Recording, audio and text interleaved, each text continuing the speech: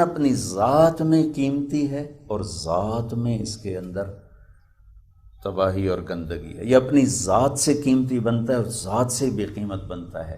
اپنی ذات میں ہی کامیاب ہے، اپنی ذات میں ہی ناکام ہے. باقی صاحب میرے اوپر مولانا کا خول ہے، افضل صاحب پر ڈاکٹر صاحب کا خول ہے، کسی پر تاجر کا خول ہے، کسی پر کوئی خول ہے، لیکن اس شلوار کرتے کے اندر جو وجود ہے اس کی قیمت ہے. یہاں 300 ریال کی گھڑی ہے، یہ باندھ دو، یا 35 لاکھ کی گھڑی، 50 لاکھ کی گھڑیاں لوگ باندھ کے پھر رہے ہیں. انگلینڈ میں ایک آدمی کا موبائل دیکھا، 70,000 پاؤنڈ کا موبائل ہے. وہ اتنا چھوٹا آدمی ہے کہ اپنے آپ کو بڑا کرنے کے لیے موبائل کا محتاج ہے. تو لوگ اتنے چھوٹے ہو گئے ہیں کہ اپنے آپ کو بڑا کرنے کے لیے وہ 50 لاکھ کی گھڑی کے محتاج ہیں، وہ پراڈو کے محتاج ہیں، وہ BMW کے محتاج ہیں. بیگمات اتنی چھوٹی ہو گئی ہیں کہ وہ اپنے آپ کو بڑا کرنے کے لیے برانڈڈ پرس کی محتاج ہیں. کوئی 10 لاکھ کا بیگ ہو، 5 لاکھ کا بیگ ہو تو پھر یہ بیگم صاحب ہے، ورنہ ہمیں کمی کمی نے پتہ نہیں کتوں آ گئی. تو بہت چھوٹے قد ہو چکے ہیں، بہت چھوٹے قد ہو چکے. شیخ سعدی رحمۃ اللہ علیہ ایک ضیافت میں انوائٹڈ تھے. وہ گئے اپنے عام کپڑوں میں. اس زمانے کے پروٹوکول ہوتے تھے کہ بھائی ایسا کپڑا ہونا چاہیے، ایسا ہونا چاہیے. تو وہ پروٹوکول تھا کہ بھائی ایسا لباس ہو. ان کا تو تھا نہیں، ان کو چوکیدار نے واپس بھیج دیا. وہ گئے اور کسی سے نا لباس ادھار مانگ کے لے، یا تھوڑی دیر واسطے دے دے. تو میزبان کے سامنے جا کے بیٹھے. جب کھانا شروع ہوا تو انہوں نے نوالا توڑا اور جیب میں ڈال دیا. پھر ایک بوٹی کا ٹکڑا اٹھایا، جیب میں ڈال دیا.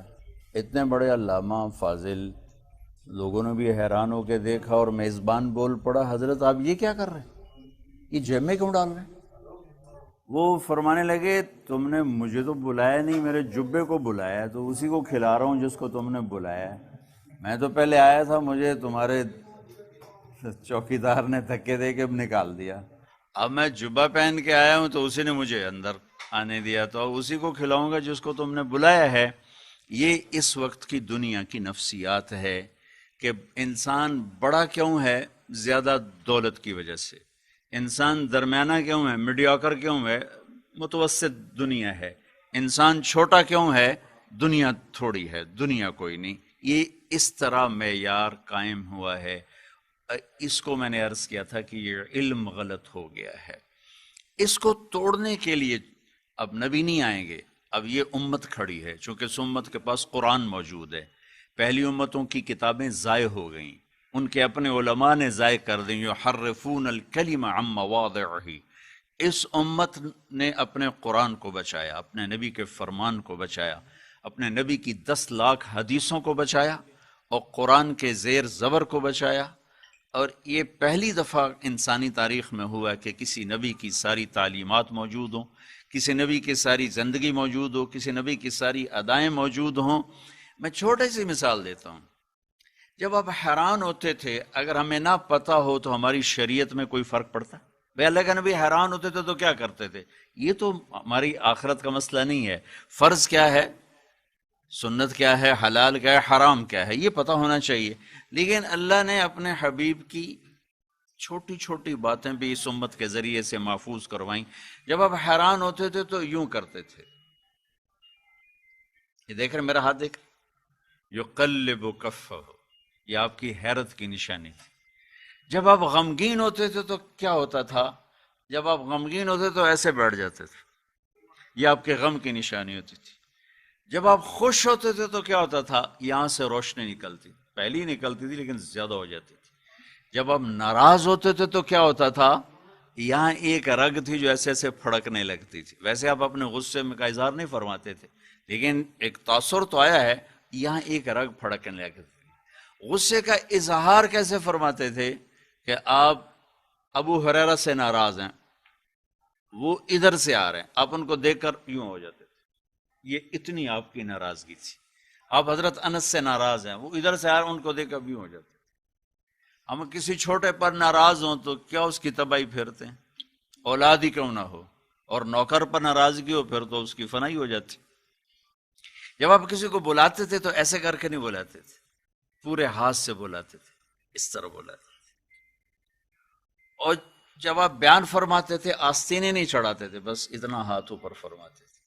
جب آپ گفتگو فرماتے تھے بیٹھ کر تو یہ ہتھیلی یہ انگوٹھا اس کو آپس میں یوں ٹکراتے رہتے تھے. یہاں یہ ہاتھ یہاں رکھے ہوتے تھے، یہاں میں اوپر کر کے دکھا رہا ہوں لیکن یہاں ہوتے تھے، اور یہ آپ کی ایک غیر ارادی حرکت ہوتی تھی. اگر ہمیں یہ سب چیزیں معلوم نہ ہوں، جب آپ کو کوئی متوجہ کرتا تھا، مطلب کیا نام ہے تمہارا، نعمان ادھر بیٹھے ہیں، افضل صاحب ادھر بیٹھے ہیں، کوئی ادھر سے مجھے یا نعمان کہے طارق جمیل صاحب، تو میں اتنا ہی کروں گا جی.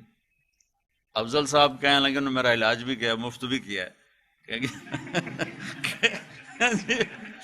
کہیں گے مولانا صاحب تو میں اتنا ہی کروں گا، اس سے آگے میری طاقت نہیں ہے. سبحان اللہ. میرے نبی کو جب کوئی ادھر سے بلاتا یا رسول اللہ، تو آپ یوں نہیں آپ یوں کرتے تھے، جی فرمائیں، آپ یوں کرتے تھے، پورا اس کو سینہ دیتے تھے. کوئی ادھر سے آپ کو بلاتا تو آپ پورا مڑتے، پھر کہتے جی فرمائی. کتنا مشکل کام ہے، ادھر سے آواز آئی تو آپ پورا ایسے مڑتے تھے. سبحان اللہ، کیا عزت اور احترام دے رہے ہیں آپ. محفل میں پاؤں نہیں پھیلاتے تھے، جتنی لمبی محفل ہو جاتی آپ کی محفل میں کسی کا نام لے کر اس کا عیب بیان نہیں ہوتا تھا. دو عورتیں اکٹھی ہو جائیں تیسری کے عیب ہوتے ہیں، دو مرد اکٹھے ہو جائیں تیسرے کے عیب بیان ہو رہے ہوتے ہیں. میرے نبی کی محفل صبح سے شام چلے، شام سے صبح چلے، کسی کو جرت نہیں تھی کسی کے عیب کو کھولا جائے، بولا جائے یا تنقید کی جائے. آپ کی محفل اس سے پاک ہوتی تھی. اور سب بیٹھنے والوں کو آپ اس طرح توجہ دیتے کہ ہر آدمی سمجھتا کہ بس مجھے ہی دیکھ رہے ہیں، مجھے ہی زیادہ قریب فرما رہے ہیں. تو اللہ نے ہمارے نبی کی زندگی کی ہر شے محفوظ فرمائی. میں نے آپ کو چھوٹی چھوٹی چیزیں بچائیں. آپ کی بکریاں تھیں، اگر ہمیں بکریوں کے نام نہ پتہ ہوں تو ہماری شریعت میں کوئی کمی آ جائے گی.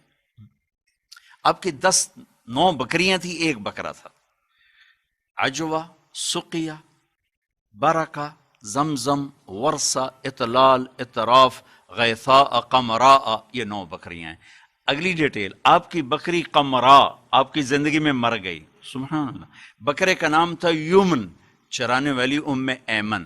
جس گھر میں باری ہوتی تھی شام کو دودھ نکال کے اس گھر میں پہنچا دیا جاتا تھا.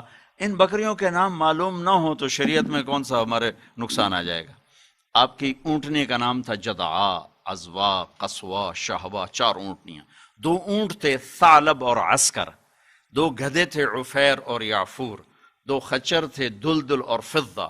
اور گھوڑے بدلتے رہے، آتے ہوئے خوبصورت گھوڑوں پر بھی سوار ہوئے، درمیانے گھوڑوں پر بھی سوار ہوئے، اور آپ خچر پر بھی سوار ہوئے، گدھے پر بھی سوار ہوئے، اونٹ پر بھی سوار ہوئے. غریب سے لے کر مالدار سب کے لیے راستہ نکال دیا کہ سزوکی بھی لے سکتے ہو تو پراڈو بھی لے سکتے ہو تو لینڈ کروزر بھی لے سکتے ہو. چونکہ میرے نبی یعصوب پہ، یعصوب کہتے ہیں اس کی شہد کی ملکہ کو، یعصوب، کہ جیسے وہ نمایاں ہوتا ہے، اس کا قد بھی بڑا ہوتا ہے. تو آپ کے پاس ایک گھوڑا تھا جو کھڑا ہوا ایسے لگتا تھا جیسے شہد کی مکھیوں میں شہد کی مکھی ہو. ایک گھوڑے کا نام تھا ورد، تمام پھولوں میں گلاب نمایاں نظر آتا ہے. وہ گھوڑوں میں کھڑا ہوا ایسے نظر آتا تھا جیسے گلاب کا پھول. تو آپ عالیشان سواریوں پر بھی سوار ہوئے، درمیانی پر بھی، پیدل بھی چلے، خچروں پر بھی چلے، گدھے پر بھی چلے. میں آپ کو یہ مثال دے رہا ہوں کہ کس طرح اس امت نے اپنے نبی کی، اپنے دین کی حفاظت، عمل کرے نہ کرے وہ الگ بات ہے، لیکن اس امت کو یہ شرف حاصل ہے کہ ان کے دین میں زیر زبر کی بھی کمی کوئی نہیں. عملی بہت گمراہیاں ہیں، بہت تباہیاں ہیں، لیکن پیچھے چشمہ اسی طرح چل رہا ہے، جاری و ساری ہے. آپ کی زندگی کی پیدائش سے لے کر وفات تک ایک ایک چیز کو محدثین نے، صحابہ نے ہم تک پہنچایا. ہمارے استاد محترم نے 1980 میں جب ہم نے ان سے حدیث پڑھی تو ہمیں کھجور کھلائی اور پانی پلایا، پھر حدیث سنائی، اور اس کا سلسلہ پیچھے جوڑا کہ اللہ کے نبی نے علی رضی اللہ تعالیٰ عنہ کو بات فرمانے سے پہلے کھجور کھلائی اور پانی پلایا اور پھر بات فرمائی. حضرت علی نے اپنے بیٹے حضرت حسن سے بات کرنے سے پہلے کھجور کھلائی، پانی پلایا، پھر وہ حدیث سنائی. حضرت حسن نے اپنے بیٹے عبداللہ سے وہ حدیث سنانے سے پہلے کھجور کھلائی، پانی پلایا اور حدیث سنائی. انہوں نے اپنے شاگردوں کے ساتھ یہی کیا. انہوں نے اپنے شاگردوں کے ساتھ، یہاں تک کہ میرے استاد نے میرے ساتھ یہ کیا، میں نے اپنے شاگردوں کے ساتھ یہ کیا کہ پہلے انہیں کھجور کھلائی، پانی پلایا، حدیث سنائی۔ اس طرح اس امت نے اپنے نبی کی زندگی کی حفاظت فرمائی ہے، ایک ایک ادا کی حفاظت فرمائی، ایک ایک چیز کی حفاظت فرمائی۔ اب چلتے کیسے تھے؟ یقفو تکفین، اب تھوڑا کندھے جھکا کے چلتے تھے اور قدم چھوٹا اٹھاتے تھے، چال میں تیزی ہوتی تھی۔ آپ کا حلیہ مبارک کیسا تھا؟ یتلألؤ وجہہ تلألؤ القمر لیلۃ البدر، 14ویں رات کی طرح چمکتا ہوا تھا۔ آپ کے سر کیسا تھا؟ عظیم الہامہ، بڑا سر۔ بال کیسے تھے؟ شدید و سواد الشعر، سیاہ بال۔ ماتھا کیسا تھا؟ واسع الجبین، کشادہ۔ بھویں کیسی تھی؟ ازج، گول کمان کی طرح۔ آنکھیں کیسی تھی؟ ادعج، انجل، ابرج، اہدب، احور، اکحل۔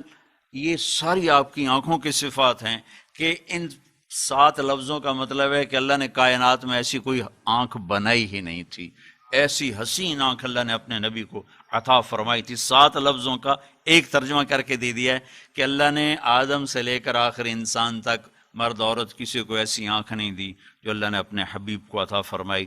اور آپ کے دیکھنے کا انداز کیا تھا؟ یہ تھا، کبھی ایسے آنکھ اٹھا کے نہیں دیکھا، مردوں کو بھی آنکھ اٹھا کے نہیں دیکھتے تھے، شرم سے ایسے دیکھتے تھے، ایسے کبھی کبھی ایسے آنکھ اٹھاتے تھے تو سارے مجمع پہ ایسا رعب چھاتا تھا، کبھی سارے ایسے ہو جاتے تھے، کوئی آپ کے چہرے پہ نظر نہیں ڈال سکتا تھا سوائے 2 آدمیوں کے، ایک ابو بکر اور ایک عمر، باقی سب ایسے بیٹھے ہوتے تھے۔ وہ آپ کو دیکھ کے مسکراتے، آپ ان کو دیکھ کر مسکراتے، باقی سب کی نظریں پست ہو جاتی۔ تو یہ آپ کے دیکھنے کا انداز تھا۔ شرم و حیا کی وجہ سے آنکھ بھر کے آپ کسی کو نہیں دیکھتے تھے، اور کبھی دیکھتے تو اگلوں کو دیکھنے کی جرت نہیں ہوتی تھی، اتنا چہرے پہ جلال اور آنکھوں سے نور۔ دانت اتنے خوبصورت تھے، جب مسکراتے تھے تو دیواروں پہ پڑتا ہوا نور دانتوں کا دکھائی دیتا تھا۔ گردن سراہی دار۔ ایک اماں تھی سفر ہجرت میں، اس نے آپ کا حلیہ بیان کیا، ایسے موتی پروئے کہ آج تک علماء تھک رہے ہیں اس کا ترجمہ کرتے ہوئے۔ رأیت رجلا ظاہر الوضاء ابلج الوجه لم تعبه ثجلا لم تزری به سعلا۔ الفاظ کا ردم سمجھ میں آ رہا ہے؟ ترجمہ چھوڑو،